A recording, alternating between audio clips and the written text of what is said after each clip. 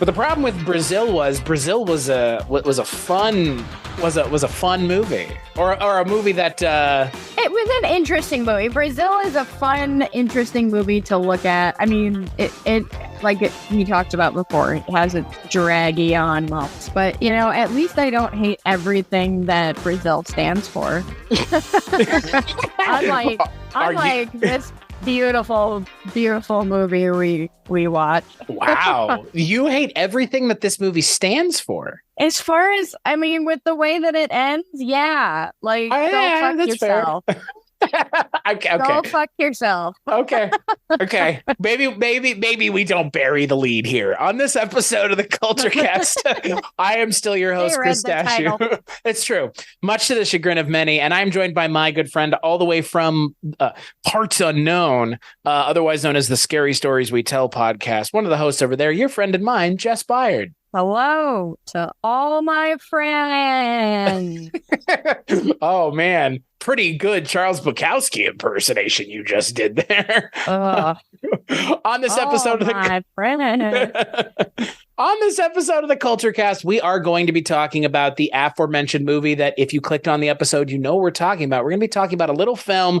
If you're a fan of Charles Bukowski, you're probably here as well. From 1987, aptly titled Barfly.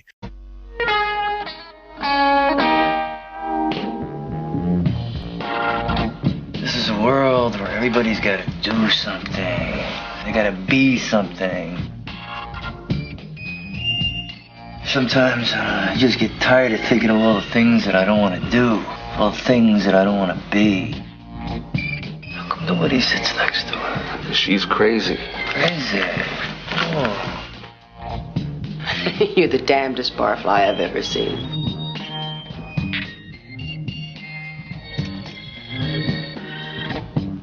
Hobbies, none. Religion, none. Education, none. What the hell are you doing? The word asks your sex, you've written none. Well, hardly none. Your life is just a bunch of can'ts. You can't work, and you can't fight. I could look at a woman's legs for hours. I got nothing but time. Every time I get with a woman, something happens. Stop or I'll fire! You're Henry Chinaski. I'm one of the main producers of the Contemporary Review of Art and Literature. We've discovered you. I had an idea that I'd be discovered after my death. How does it feel to be on the other end? I smell it. Perfume. Where's the bedroom? Baby, look around. It's a cage with golden bars. Either you get out of here or I'm gonna peel you away from your perfume. We don't have to be barflies right down to the grave. Mickey Rourke. Just one thing. I don't ever want to fall in love. Faye Dunaway. Don't worry. Nobody's ever loved me yet. Barfly. Life on the Edge. As seen by Charles Bukowski. Directed by Barbet Schroeder. The film is directed by Barbet Schroeder, written by Charles Bukowski, adapting his own work for screen, and it stars Mickey Rourke, Faye Dunaway, Alice Krige, the Borg Queen is here. And my favorite part of this entire movie, take it back, do. It's Frank Stallone, everybody, because, he needed to work. My wife goes, why does that guy look like Sylvester Stallone? And I went, because it's Sylvester Stallone's brother. And she goes, oh, he's not a very good actor. And I go, he can't, he's not Sylvester Stallone. Look, I'm going to have a hot take here right off the bat and say that Sylvester Stallone can only do Rocky Balboa and Rambo. So I'm not going to classify Sylvester Stallone as the best actor in the world either. Look, he is better than Frank. Yeah, but really, Frank Stallone is fine in this movie. He does the character that he's supposed to be. It's fine. He's honestly one of the least insufferable people because I kind of understand his giant annoyance to this person that is Mickey Rourke that just is constantly in his bar. So, speaking to that, the movie does follow Mickey Rourke as Harry Chinaski, There's Charles Bukowski. Yeah, the thinly veiled Charles Bukowski, who spends his days walking around Los Angeles, going to bars, the the bar for the most part throughout the movie is the Golden Horn, and he goes in there and he drinks, and it's I don't think that this movie necessarily has or doesn't have a plot per se, but it definitely is it's a vibe movie. It's a vibe movie of a certain time and place in LA and a certain group of people in LA. Let's just put it that way. Yeah. Like, look, it's like, like After Hours or anything like that, or what's the one with Jeff Goldblum where it's like the end of the world? Yeah, Miracle Mile. It's sort of that, sort of a slice of life, but the dark side of life. We're just going to follow around either some people who are doomed or miscreants of society who are also doomed, but in a different way. And a Leaving Las Vegas. This has a Leaving Las Vegas vibe to it too, minus the ultra depressive ending. Right. Well, yeah, I would say this movie versus Leaving Las Vegas. Leaving Las Vegas doesn't, I'm not saying that this movie makes light of alcohol addiction and alcoholism, but. Well, according to everything, it's a black comedy. Right. It's a dark comedy, Chris. We're supposed to be laughing at this. And look, there were a couple things I chuckled at. But I was just annoyed. I mean, it's very much Chinaski is an anti-hero. I mean, he is very much in every sense of the word. Yeah. You really have to dig down deep to want to care at all about this character. And I think there's only one moment I could point to in this movie where I was kind of like, aw, but other than that, we'll continue. We'll get into it. Well, yeah. So I will kick it to you first, Jess. This is the first time you watched it, similarly to myself. But let me know what you thought about Charles Bukowski's Barfly. First of all, I think that any movie that starts with presented by and then puts a very well-known, very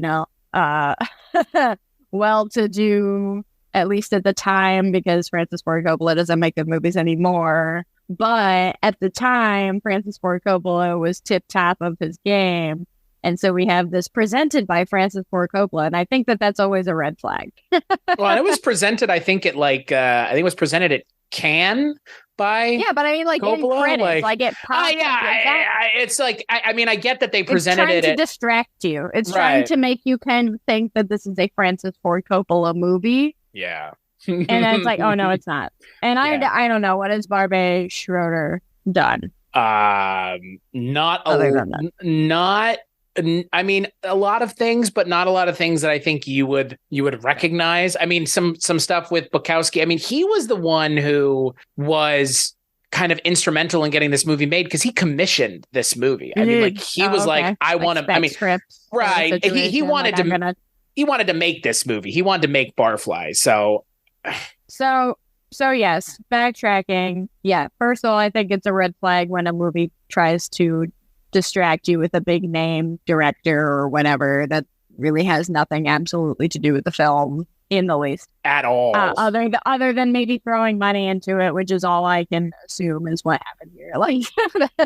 I can't imagine that much else happened, and I could be wrong. But here's the other thing: I don't like Charles Bukowski in the slightest. I find him incredibly insufferable. Yes, I think that he did have a very distinct and interesting and talented way of writing, but I think he is a person, which is conveyed throughout this movie, because again, this is a quote-unquote semi-autobiographical book that was turned into a movie about Charles Bukowski. By Charles Bukowski. And everything that I had imagined about Charles Bukowski was true. He is an insufferable person, and he knows it, and that's my most hated type of person. Hate is a strong word. My most disliked type of person is the person who knows, there's a point in this movie where he's in the car with this woman who's had Jack Nance track him down just because she found one of his short stories and thought that he was such this poet and da. And she's like, why do you live like a bum? And he's like, I am. And it's like, okay, that's great, but you're really awful and you just really do nothing about it and you don't care. And so why should I? And I mean, he's every young, angry white man's favorite fucking author. So that or Ayn Rand. That or Ayn Rand, yes. And both of those authors I find insufferable, and all of their movie renditions have also been insufferable. I will say, in terms of Bukowski as a writer, I read Factotum last year, and I thought it was fine. It's fine. I mean, it's kind of same character, Harry Chinaski. It's very much the same thing that we see here. A lot of, transgressiveness, especially in terms of like the places he's going, the things he's doing. Right. He's pretty transgressive as a person. Here's the thing about that. I like transgressiveness in, film and literature and art and all of that, but I like transgressiveness that is not, this is like the Joker movie, right? The Joaquin Phoenix Joker movie. Where I think this is better than that, but I see what you're getting. Yes, but I mean character-wise, we're just supposed to be rooting for this person who makes terrible, bad decisions one after another, who's doing nothing but hurting himself and in turn, people around him. And absolutely not a goddamn thing changes in his character. Like, an anti-hero is one thing when they have a character arc, right? Like, where they're that reluctant hero, they're the anti-hero, where they're like, yeah, I'm this hard ass, or I'm this I have this person, I have major trauma in my life and I can't deal with these things, da da da da da. But at some point in the story, they have a turning moment for either better or worse. But Henry just stays the same from start to finish. I like the nice little bookendy scenes for the beginning and end of the movie to signify that this is just going to keep you, spoiler alert. He just continues to be a horrible alcoholic, making terrible decisions, fighting Frank Stallone out back at the bar every other night. And I'm supposed to be what am I supposed to get from this? I like transgressiveness that is making a point for either to enlighten people about a certain situation that maybe, they need to think about, or just something. But this to me and I think it's obviously because, a lot of my feelings towards this movie and Charles Bukowski are tinted by, 2023 glasses. Right? Like, nothing in this movie would fly in any movies today. And I'm not saying that as like movies like this shouldn't be made. But in a world like we live in today, where this movie is glorifying essentially like this just do nothing, cause havoc, be violent, drink yourself, stupid lifestyle for no reason, but also still continue to kind of benefit. Like, he's not unhappy. He likes this life. He wants to continue this life, no matter what is happening, around him and to the people around him. I don't think I disliked it as much as you did. I mean, look, obviously, I understand the problematic nature of Charles Bukowski, and I think anybody who reads any sort of literature or consumes art in any way. I mean, look, some people can separate the art from the artist. And some people can't, and some people don't want to, and some people do want to. And for me, I know that I am, as with any other person, I have my selective hearing on that, right? Like, I do have my artists and my filmmakers and my writers that I still enjoy their art who are problematic people. Yeah. But in this case, I think it's just the culmination of everything about these characters. And I mean, look, like, it's a nice, I like the look of like old LA. I like the scenery in this movie. I don't hate looking at this movie per se. I hate looking at Mickey Rourke and the stupid pushed out jaw thing that he's doing this entire movie. Yeah, I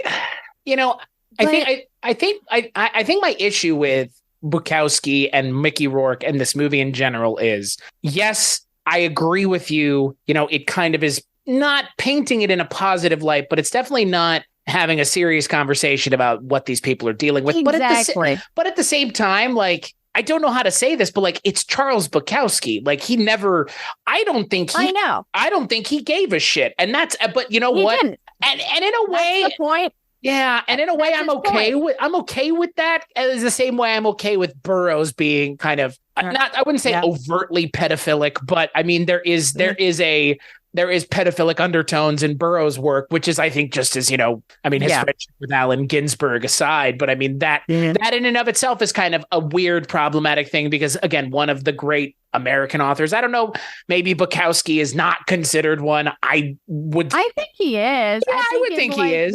I think in the kind of independent, contemporary literature world, I would say that he is. William S. Burroughs is. I don't like William S. Burroughs either. And I kind of totally get, like. Yeah. And I tried to read both of them in high school when I was like trying to find, like fringy type of writing and like the beyond Stephen King, like the basics of horror and. Right. You really went for it when you read Naked Lunch. I mean, it is. Yeah. And I read half of it in high school and I was like, I don't care. I don't care.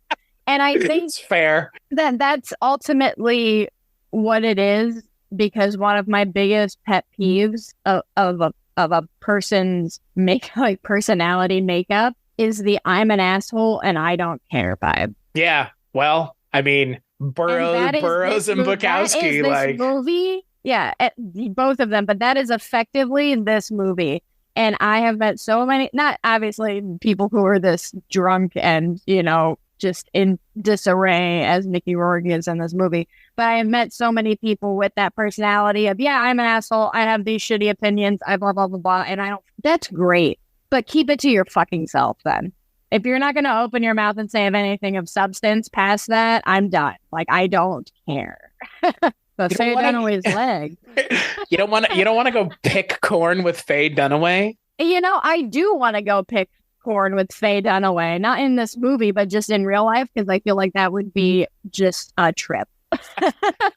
I think again, for me, it's not that it glorifies it. It's not that it doesn't, confront it in a serious way. And I get those. Pointless. Well, but for me, I guess for me, when I kind of realized that that's what the case was and that's what was happening, I guess and I'm not saying like it's a fault of either one of us for getting on board with it or not. I kind of went okay and got on board with the movie. But the problem is there are going to be plenty of people that say, I am not going to get on board with this movie, like yourself. Right.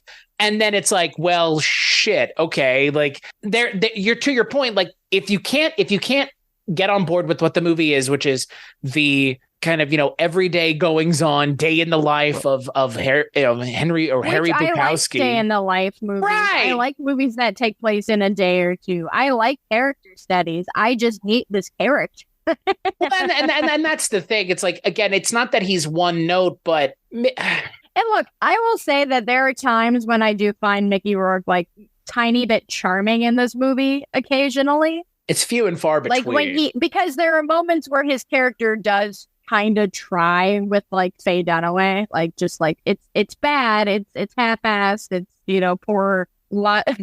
poor decision making and logic when it comes to the decisions that he does with Faye and all of those things. But overall, it just by the time this movie ended and we realized that by that point it's like, okay, it's just a cyclical thing. This is just this character's life, and it's how Charles Bukowski, who is in this movie,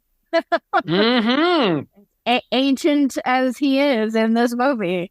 I love that they linger on him too at the bar, because I was like, like who else is that? Like, there he is. Right. I know. I was like, like 20 minutes into the movie, I'm like, okay, well, this has to be somebody who is this. And then I looked it up and I was like, okay, yeah, that makes sense. He is right there. By the time we get to the end of this movie and it's like, okay, we know that this is just this character and this is how he lives his life and this is how he's going to continue to live his life, because, the whole thing is he gets some money. He goes to the bar and he, wastes it all. He gets some money. He goes to the bar. He wastes it all. That's what happens. And I assume, I don't know a lot about Charles Bukowski's later years, but I guess, maybe this is how he lived his life as well, as living in slum and writing occasionally, while he was completely trashed. And that's fine. But okay, so what am I supposed to do with that at the end? Like, so you're just essentially, I know what's going to happen to all of these characters. Like, the people who work at the bar are going to continue to work at the bar. Mickey Rourke is eventually going to get his ass kicked by Frank Stallone or somebody else, or he's going to drink himself to death. And Faye Dunaway, yes, her character absolutely, I think, was not long for this world.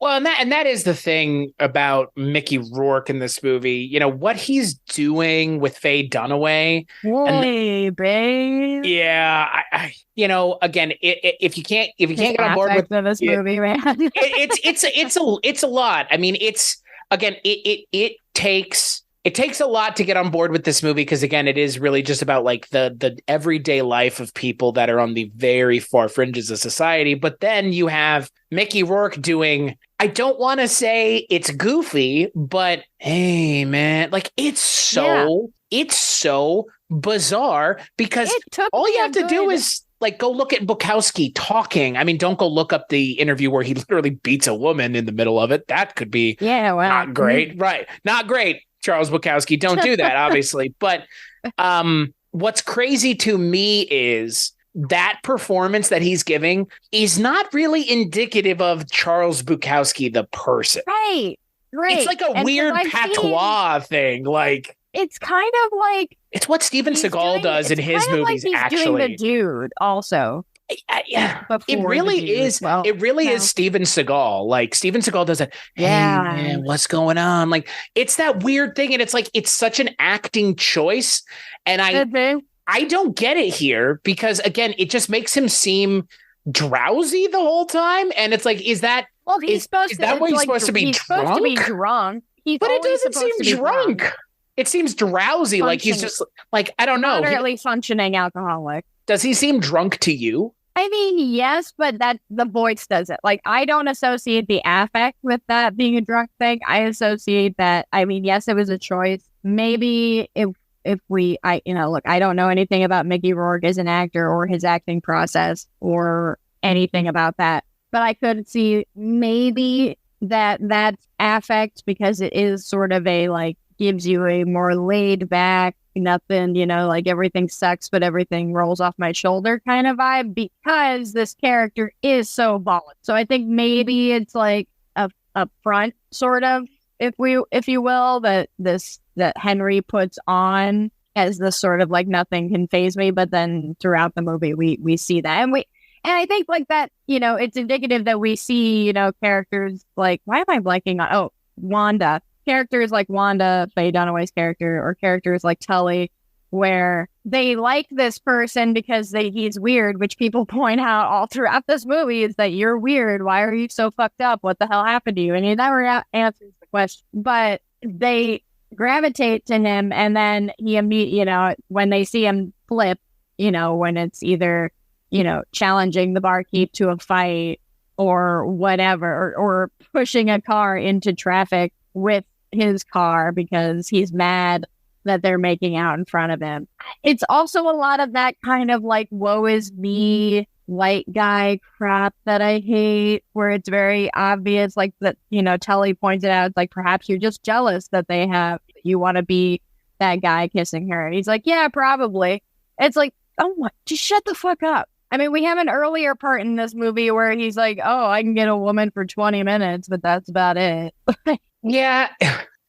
Can we also address the line that as I was watching this movie, five minutes into this movie, and I'm sitting here and I'm like looking down at something for a minute, and I just hear this woman who's a continuous person throughout this movie, just as one of the other barflies, who is a hooker. Here we go. Say it, Jess. And says the line, "No one can swallow paste like I can," in reference to giving this old, greasy, gross man a blowjob behind the bar. As one does. And then there's multiple references to her being so good at this thing. And mind you, I also thought it was interesting, and I kind of liked this aspect of it because it felt more real, that almost everyone in these bars are like 50 and older, not looking so good. Like no one in these places is doing well. Like this isn't a bar where like a bunch of 20 and 30 somethings are going to come rolling in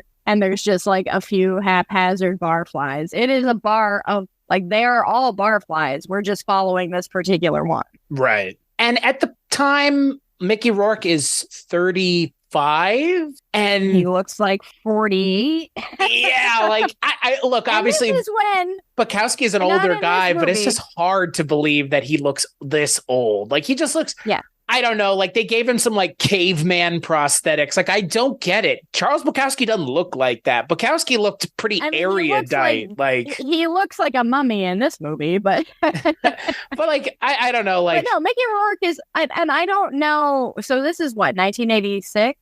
1987. When did Angel Heart come out? 82. Okay, so I think what has happened here is we have witnessed the progress of Mickey Rourke the boxing. Barfly and Angel Heart came out the same year. No shit. Yeah, this is prosthetic work, Jess. I'm telling you. And throughout the whole movie, he has like a black eye perpetually. So he's constantly got like this squinty, half open eye the entire time. And he's doing this weird, like I said, this weird pointed out jaw thing. And the way he walks, and like Faye Dunaway's character Wanda points it out at one point in the movie, like the way he walks, you know, like give this blue collar, like I own the room kind of walk to him. But I'm like, is that what you see? Because what I see is somebody who looks like they're pretending like a human being walking through a room that they've never been a human being before in their life. Well, Bukowski said that he was not the biggest fan of Mickey Rourke's portrayal of him in the movie. And I could see why. It's because it's not him. Yeah, well, it's not him. And it's like, again, like I can't tell if it's being played for laughs or if it's being played for like how pathetic he is. You know, the moment when he answers the door and Jack Nance is there and he's bleeding from the head. And like, he's like, he's like, Edward Bukowski. He's like, no, I'm not. Whatever, bye. And he's like, that's funny. Like, that is a funny moment.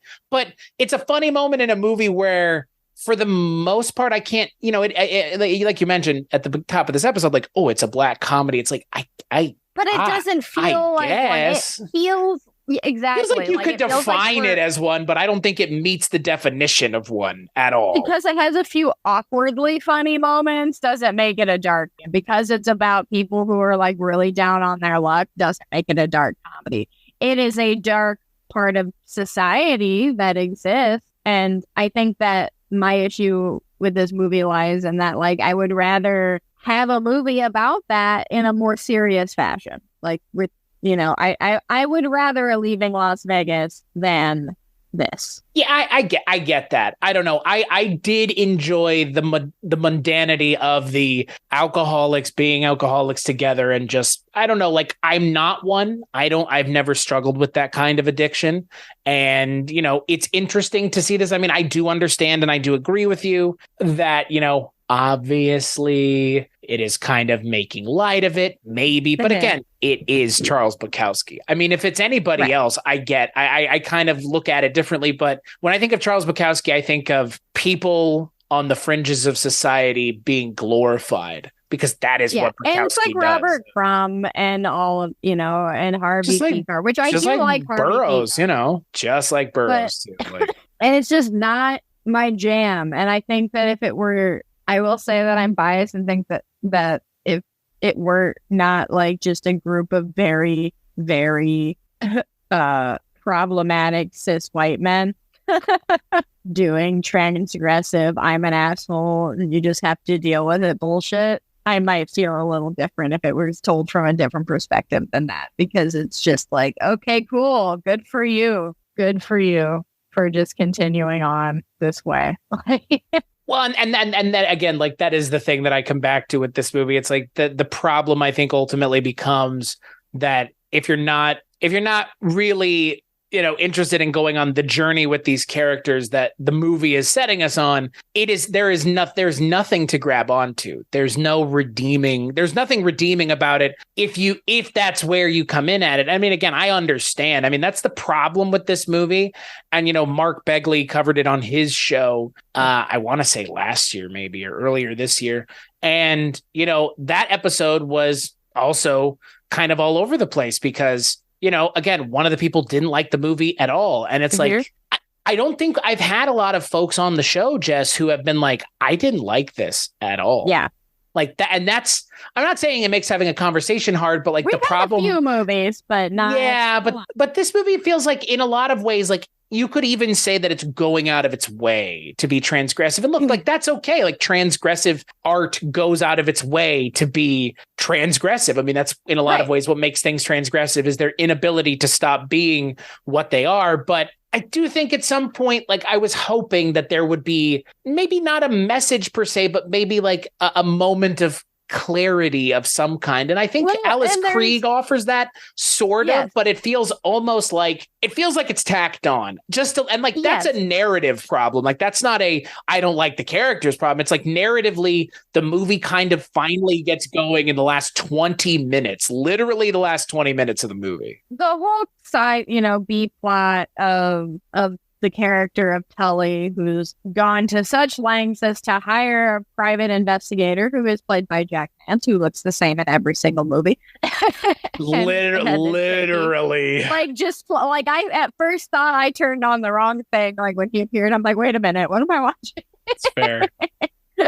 But goes to such lengths to find this character because of a short story, and goes so far as to, like, yes, here's the other thing. That's my main issue, like a big issue for me in this movie. Fuck you if I'm gonna have to believe that Faye Dunaway and Alice Krige are mad about this man. This awful, awful man that's so much so that the last fucking 10 minutes of the movie is a cat fight over Mickey Rourke in this movie. And I'm sorry, Heather, if you listen to this episode, Mickey Rourke is only hot in Angel Heart and 9.5.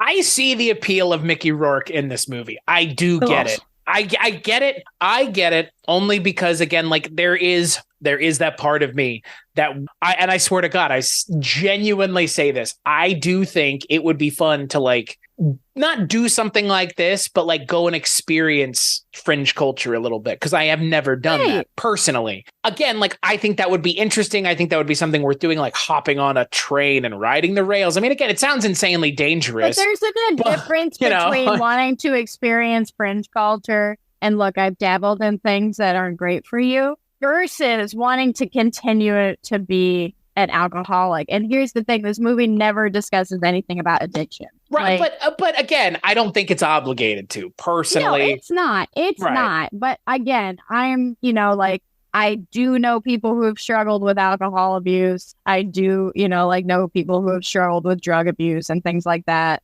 And look, I'm not saying that I'm above watching movies that aren't about, like, people being, assholes, because I like a lot of horror movies and where people are assholes.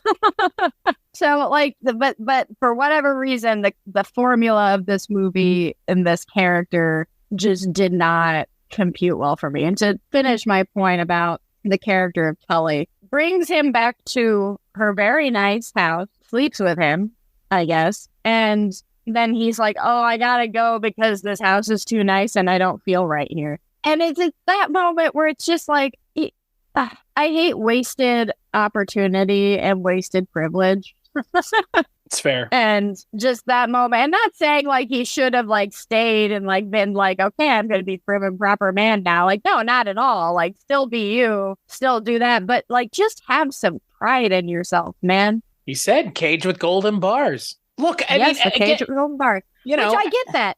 I get that. I do understand that feeling of like, yes, it's a different world of being like, because in the movie, her world is, she's very rich. Like, she is in that upper, she's a well-to-do, obsessed with transgressive culture, like white collar people. Yeah, like, I just want to have a little danger in my life, essentially, because my life has been so normal up to this point. And like, no struggles and things like that. So like, yeah, there's a whole other realm of problems that come with that world too. But I just, I think it's just the lack of character arc, the lack of just characters to actually want to follow. Because, I mean, really, Faye Dunaway's character, Wanda, is the one that I have the most questions about, and that I would have liked to spend more time with. Because I do also really like Faye Dunaway. I will watch anything Faye Dunaway wants to be crazy in any day of the week. Like, boy, ain't that the truth about Faye Dunaway? Like, she is great at it, and I love it. But her character has so many unanswered questions,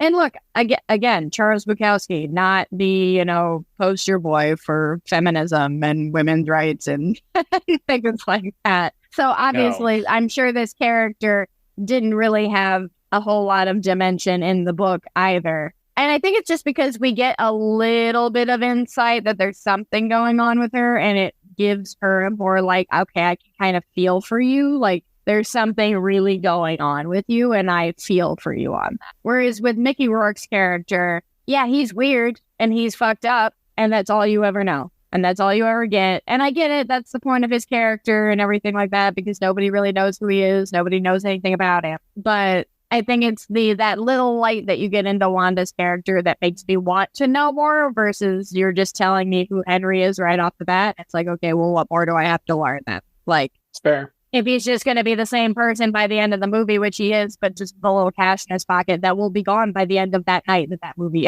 ends. I don't know. I mean, look, Bukowski's picaresque stuff is obviously like, that's what this is, right? Like, that's what they're going for.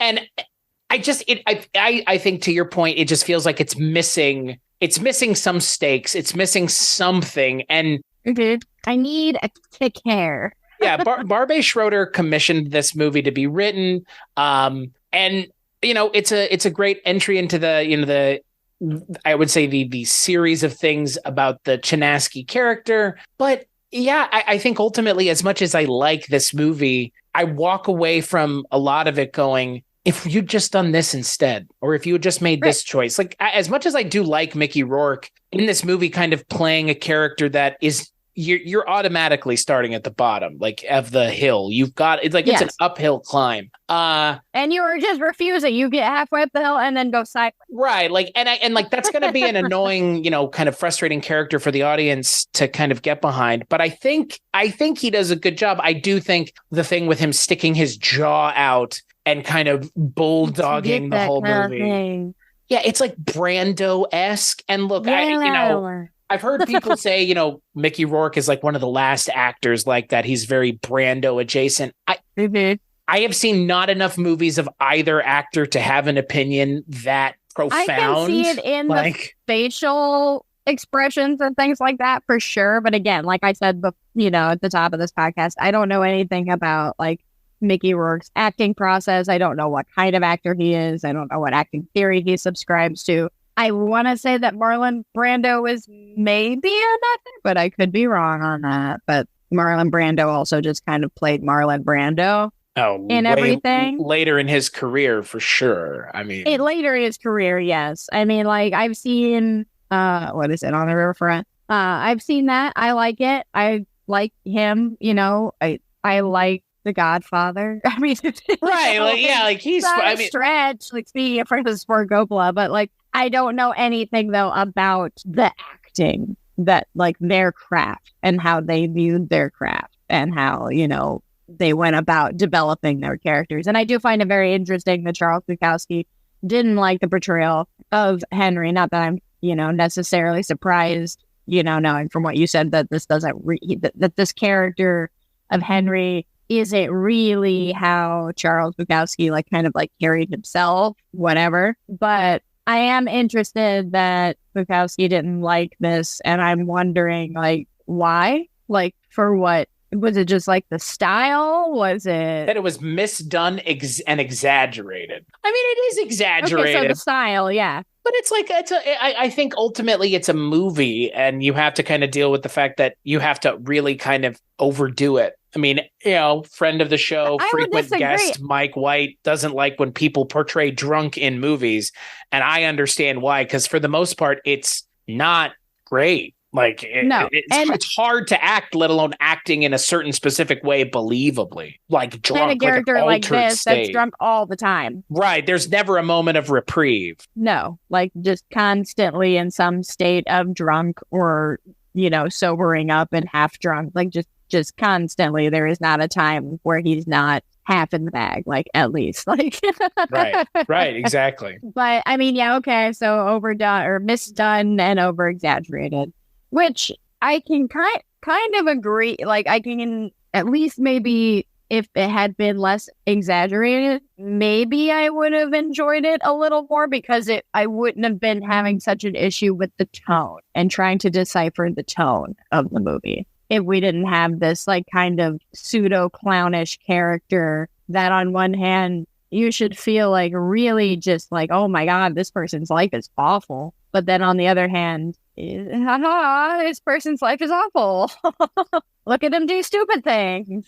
I honestly kind of wish that the movie had like narration almost. Like it might have, there's part of me that thinks like this movie might have benefited from some like narration, even if it's like mild narration, just to open up the movie and close the movie. There kind of was when he would like get like a little tidbit or a little like insight into what he's writing. Because obviously he's supposed to be Charles Bukowski, so he's writing, when he's not at the bar. And I will agree, I did like the line when he's sitting in Tully's house and she's talking about the guest house. I think they're up in like Montecito or something in California. It's the crazy, super nice, like up in the hills area. And she's like, you could write in peace in the guest house. And he's like, no writer's ever worth a damn has ever written in peace.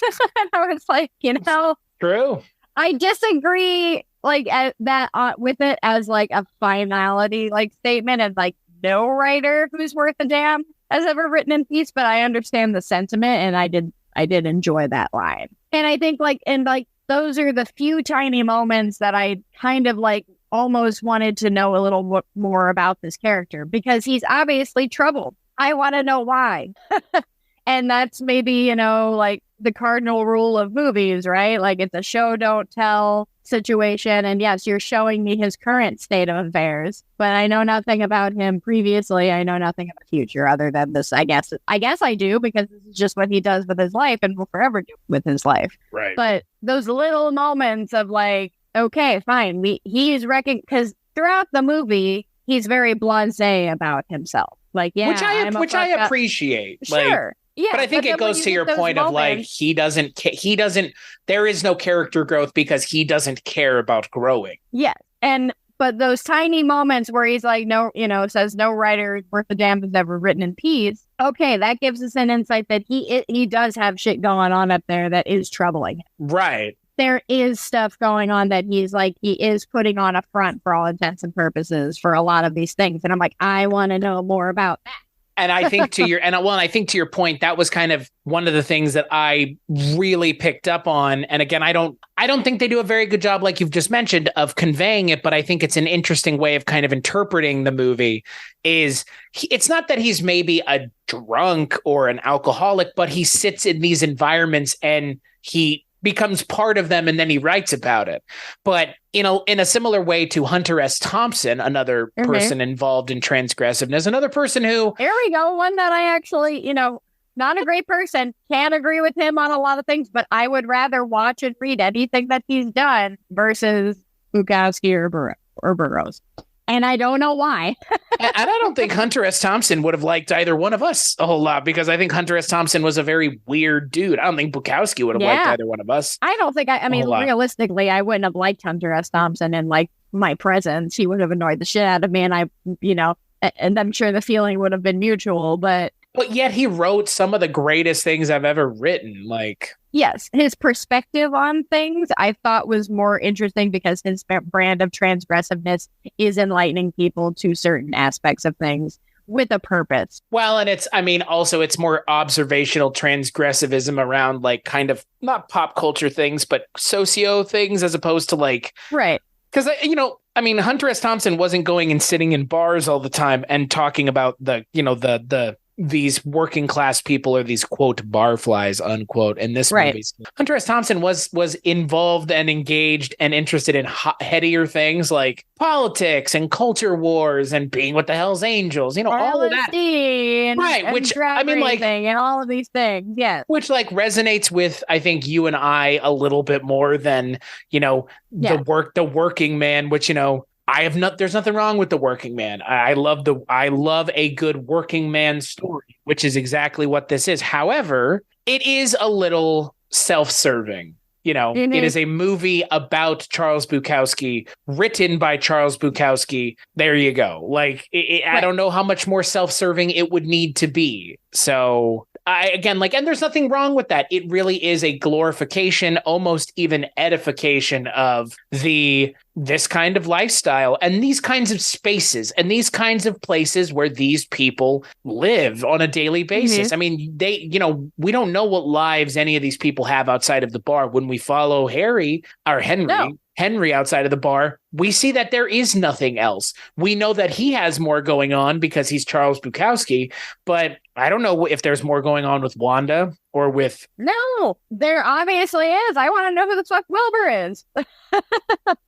I want to know what that situation is. There is stuff going on, but the movie is not concerned with that. The movie is ultimately concerned with distilling down.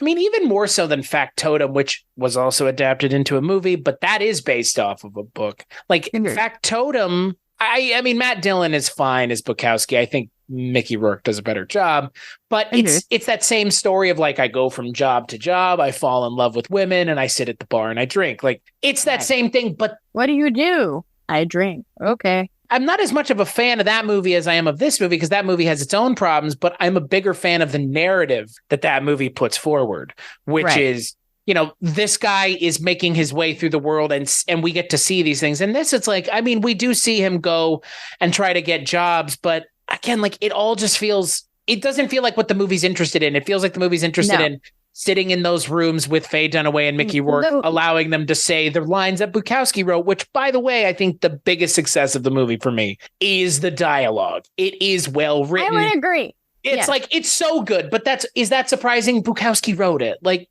duh, right? Yeah. Again, and like I said, like, I am not denying that Charles Bukowski didn't know how to string sentences together. Like that, he knows how to construct a sentence and use the correct words to like, like you said, cage with golden bars. Like, like the dialogue in the movie sings. It really does, because he's good at writing dialogue. Of course he is. Yes, because he's more in the poetry adjacent.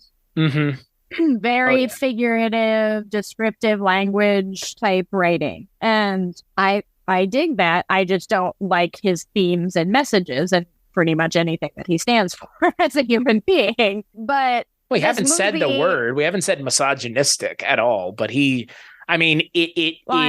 is like, it's insanely, I won't even say it's intensely misogynistic. Like, he was a misogynist. What I was about to say is this movie it dances around the more interesting characters and the more interesting, like, B-plots in favor of following Henry around to do his stupid things that he does every day. It dances around Faye Dunaway's character, which we haven't really talked about, but essentially Wanda is a somewhat well-to-do looking woman. Like, she's dressed in like a businessy type way, but she's very much an alcoholic. We meet her obviously at the bar. Nobody's sitting next to her because, quote unquote, she's crazy, which, kind of.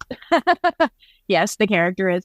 But again, in a misogynistic way, like, all of these women are written, which, again, the whole idea that these women are having a cat fight over this man is very indicative of Charles Bukowski putting his, hopes and dreams about himself into these stories of, I want these women to fight over me, but I want to also continue being the asshole that I am. And I would argue, because there's no physical violence from Mickey Rourke's character in this towards any women, that this character is better than Charles Bukowski, because he's not, like, I would argue that he really is, like, the moments that I kind of like this character is when he's legitimately, like, doing what his brand of trying with Wanda. It's not great, but you can sense that this character's actually, like, he hasn't met a woman like this that, like, actually understands him on the level that he's right. And he understands the gravity of that, because, even the most, flippant people out there still want somebody to care about them, be they friends, family, or romantic relationships. They want someone to care. So we see him kind of trying with Wanda in, not great ways, but he is trying. But I can't say the same for actual Charles Bukowski. I mean, like you said in the middle of the show, there is a full-on interview you can watch and where he just wails on a woman. Yeah, like, straight up. I mean, that's exactly what it is. Yeah. So, I mean, I would argue in some ways that Henry is a better person than Charles Bukowski is as a whole. Because at no point does he get aggressive or like he gets upset. But really, he's the one that takes a beating from Faye Dunaway when she smacks him with the purse. And I will say I laughed at that scene when he said, "Oh my God, there's something hard in there." And then all of a sudden he's bleeding profusely from the head. Horribly. I was like, what the hell was in that purse? Like it looked like a glass bottle broke out of the purse and then just slashed the back of his neck. Yeah, I actually would be inclined to agree with you. It is kind of metatextually interesting to think about this, the character of Henry Chinaski as, again, this kind of analog for not the audience, but for Charles Bukowski himself as the person commissioned to write this, as the person who's like, all right, I love your writing. So please write a story unlike anything you've written because this is for the screen and I want you to make this a Henry Chinaski story. And that's fine. But I think to your point, it very much becomes like the idealized version of being able to live this life, which does not include the realities of... Which includes Mickey Rourke winning every fight he gets into with Frank Stallone's character, which includes having two women cat fight over him at the end when they have absolutely no fucking reason to whatsoever. Yeah. And, which is why he doesn't, it was like Popeye feed him and he can beat people's ass too. Like it's I don't know. Get your burgers. It's interesting. I mean, the direction that all of this goes and the kind of ideas that the movie plays around with, I think again are interesting if you think about what Bukowski really is trying to have out with this movie. Because again, I mean, it is him trying to kind of grapple with who he is, I think. But to your point, Bukowski, the human being, was a lot more abrasive than Mickey Rourke is. This is a very toned down version, which is fine. I don't think the real Bukowski would have worked that well if they had really leaned on how much of an abrasive guy he was. And I would argue there are absolutely points in this movie where Mickey Rourke's character, where Henry, incites the things that happen to him. But for the most part, he does kind of just wander through this movie. And even when he does like incite violence, he always comes out on. And I think that's also, feeds into an issue. One of the main issues I have with this movie is where it again, it's that kind of glorified, I'm an asshole no matter what I do, that even if my life's not that, or even if my life on paper is shitty, I'm fine with it being shitty. And I'll just continue to go on as is. It did work out in the end. That's kind of maybe the lack of the moral or moral at all. At the end, he ends up with money that Tully gives him for work he already did. For work he already did, and basically for feeling bad, I guess, for losing to Faye Dunaway in the fight. I know that some people would watch this movie and really, again, not resonate with it. And I don't think that this movie really is a success in a lot of ways in the way I was hoping it would be. But I understand why the lifestyle is appealing and why what Charles Bukowski is putting forward is appealing. I just don't think it's reality, but that's okay. It's a movie. But that's the thing. But that's the thing. If it's not a reality, I would like to spend a lot of time. Right. And that ultimately is the issue, is this reality of these characters is so kind of on the face of it and just upfront off-putting that it is already, again, we're, like I said with Mickey Rourke and his performance, like you've kneecapped yourself immediately because like you're portraying a drunk the entire movie. Yeah. Like, good luck. That's a hard thing to do. And also it's a hard thing to get people invested in a bunch of characters who are okay with the way that they are, which in our society, we've been told what the people in this movie do is not positive. It is a negative, and they are hurting themselves every day. And look, again, I'm not here to make moral judgments on people because, that it is what it is. Fucking thing. Right. But in 2023, the optics of this movie aren't great. But in 2023, the optics of Charles Bukowski aren't great either. No, Charles Bukowski is not for Gen Z. Like, once Gen Z discovers Charles Bukowski, they're going to have a fucking conniption. Cancel this man. He's dead, guys. It's fine. He's been canceled. He's canceled. Life canceled him a long time ago. And he wasn't well received then either when he was around. Like, that's kind of his whole thing, is that now he's looked at as this sort of punk rock, fuck the system, fuck traditional, writing, blah, blah, blah, blah, blah person. But at the time, nobody gave a shit. I mean, you can tell also he lived in poverty.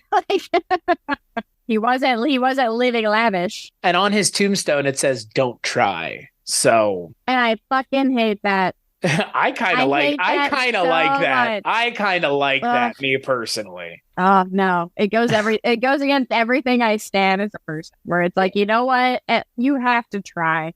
It does for me too. But at my most nihilistic moments, don't try. But my problem is I'm not as nihilistic overall. I'm not as nihilistic overall as Henry, as Charles Bukowski is. Right. I think he was if you're putting "don't try" on your tombstone, you're pretty nihilistic, but that's okay.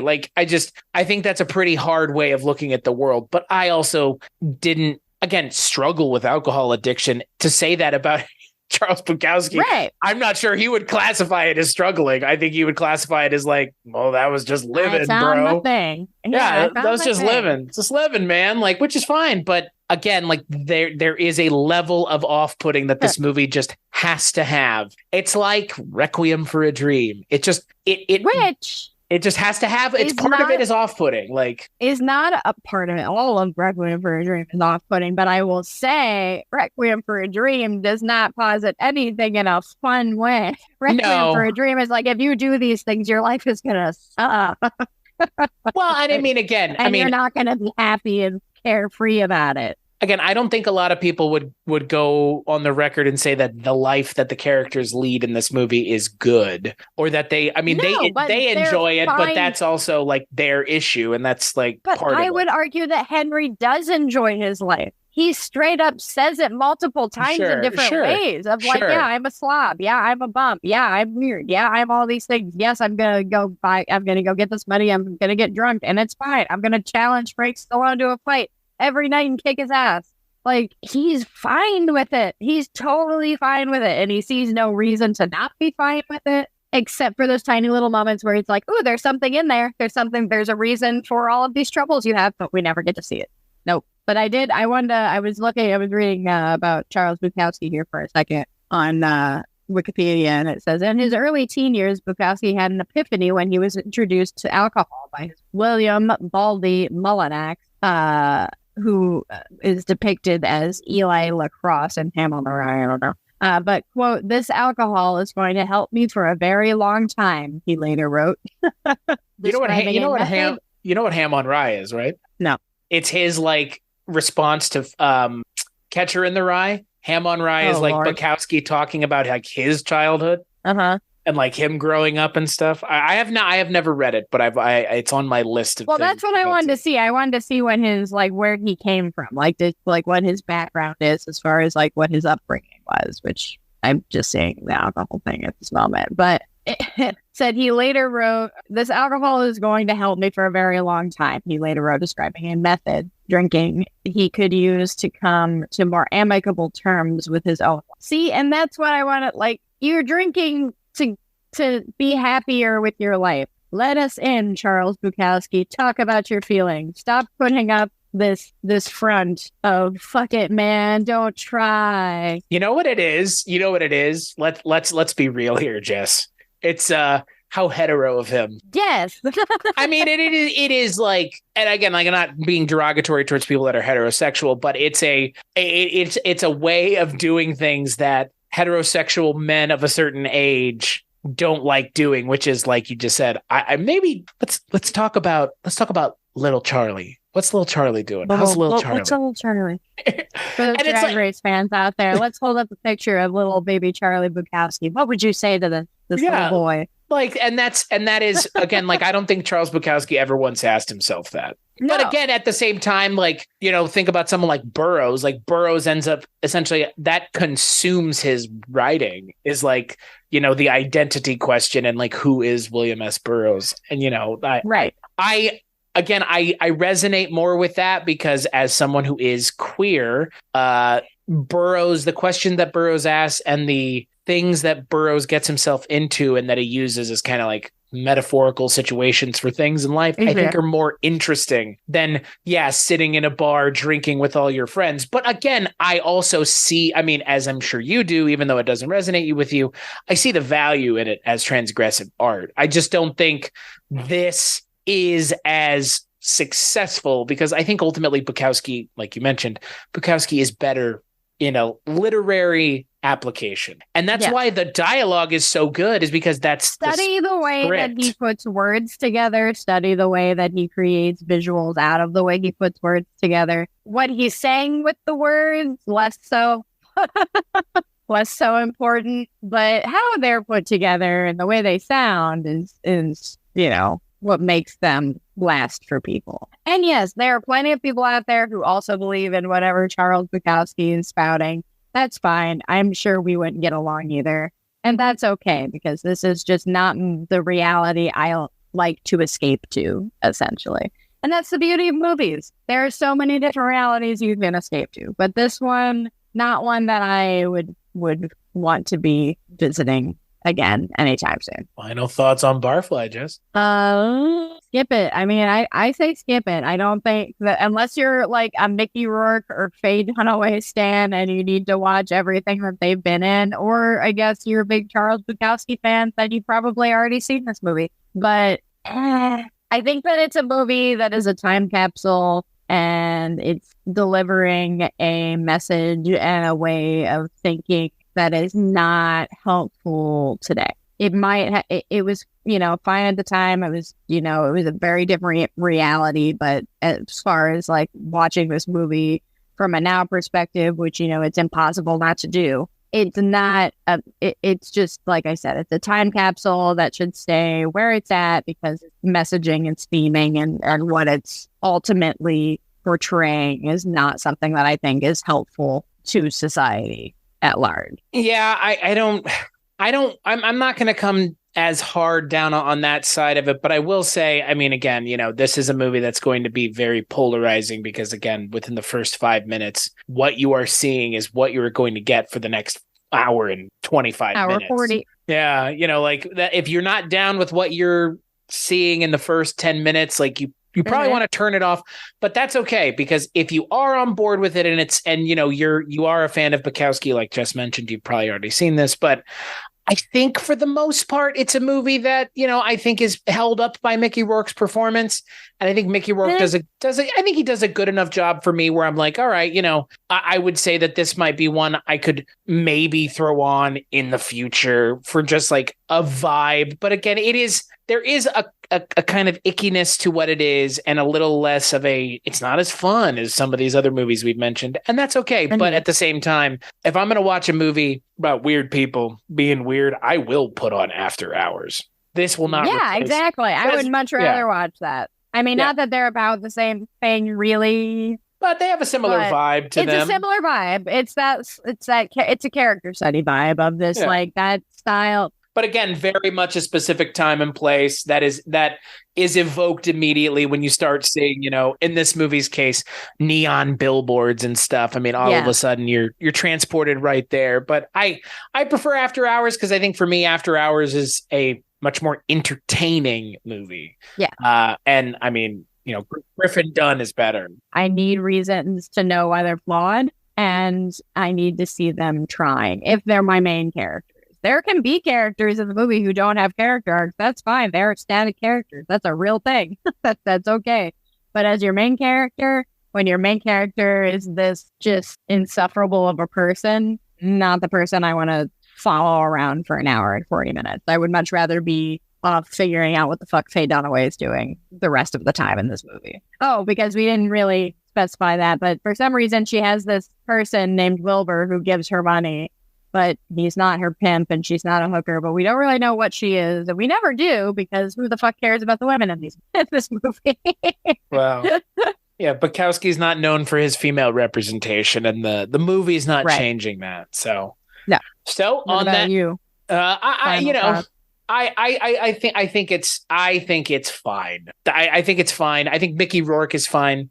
I don't know. I think ultimately at the end of the day, you could watch worse movies, but there are better movies that have more appealing roguish characters in the lead that aren't as, again, I can see the appeal of Mickey Rourke. It's just, it's going to be harder to see the appeal with Mickey Rourke in this movie for most people than it would be with, you know, I don't know. I mean, Matt Dillon in Factotum is a pretty big dickhead. So it's kind of six dozen half the other. But I mean, again, you're portraying Charles Bukowski, who, as we know, in real life, you're portraying source material that you don't have a lot to work with. Yeah, like he was a real life dickhead. So there you go. Yeah. So on that note, yeah, we'll take a break and we'll play a preview for the next Culture Cast. Nobody believed in Johnny Handsome. I know who you are and I know what you are. Nothing but a cheap crook. Until a miracle changed his life. I will give you a new face and a chance at a new life. Now it's time for Johnny to believe in himself. Why don't you give me a little hint, baby? Help me remember who you are. You got a shot at a better life. You can't just throw that away. Johnny Handsome, rated R. That's right. On the next Culture Cast, we're going to be talking about Johnny Handsome, which is a movie about Mickey Rourke tearing his face up, which, you know, maybe actually happened. Real life. Yeah. And on that episode, we'll be joined by Father Malone and HP. Until then, Jess, where can people find you if they want to check you out? You can find me on Instagram at WriterJessFired. Pretty much everything I do gets filtered there some way. You can also find me on other podcasts on the Weirding Way Media Network. You can find me on our other show, Scary Stories. You can find our other show, the One Season Show. You can find me on a myriad of episodes of this show. And yeah, that's pretty much it. Yeah, and as for me, same place as always, weirdingwaymedia.com. That's where all the shows I work on are. Jess already mentioned some of them. Barney Miller, Kolchak, Dreams for Sale, other new things coming soon, maybe. Check those things out at weirdingwaymedia.com. And yeah, culturecast.com, patreon.com, 10, 20, and 50. Those are the levels you can get in at, but like, rate, and review the show wherever you get it, because that's more important anyways. Jess, thank you for joining me, even if this wasn't, you know, the best thing either one of us have ever talked about together. You know, still fun. It's still conversation, though. That's exactly right. So on that note, we'll catch you on the next episode.